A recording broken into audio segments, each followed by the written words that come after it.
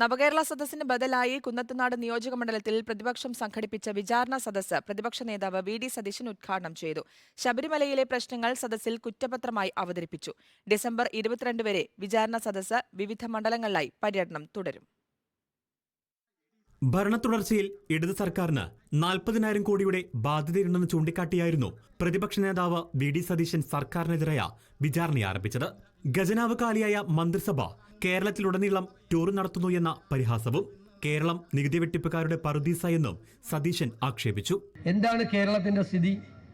ഖജനാവ് പൂട്ടി താഴെയിട്ടിട്ടാണ് ധനകാര്യമന്ത്രി ടൂർ പോയിരിക്കുന്നത്. മുഖ്യമന്ത്രിയുടെ കൂടെ പൂട്ടി, ട്രഷറി പൂട്ടി.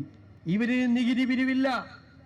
കേരളത്തിൽ നികുതി വെട്ടിപ്പുകാരുടെ പറുദീസയാക്കി മാറ്റി.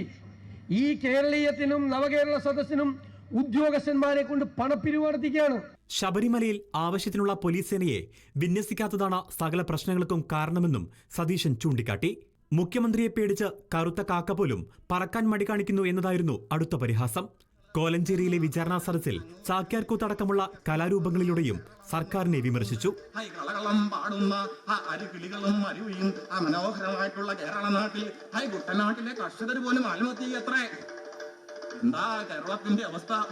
ആളുകളെല്ലാം കൊച്ചുമക്കളടക്കം കേരളത്തിൽ നിന്നും വിദേശത്തേക്ക് പോയിക്കൊണ്ടിരിക്കുന്നു.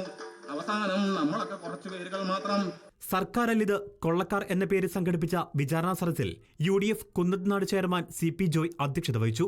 KPCC vice president VP Sajeendran, DCC president Muhammad Shiyas, UDF ജില്ലാ ചെയർമാൻ ഡൊമിനിക് പ്രസന്റേഷൻ, വിവിധ ഘടകകക്ഷി നേതാക്കൾ തുടങ്ങിയവരും പരിപാടിയിൽ പങ്കെടുത്തു. റിപ്പോർട്ടർ, കൊച്ചി.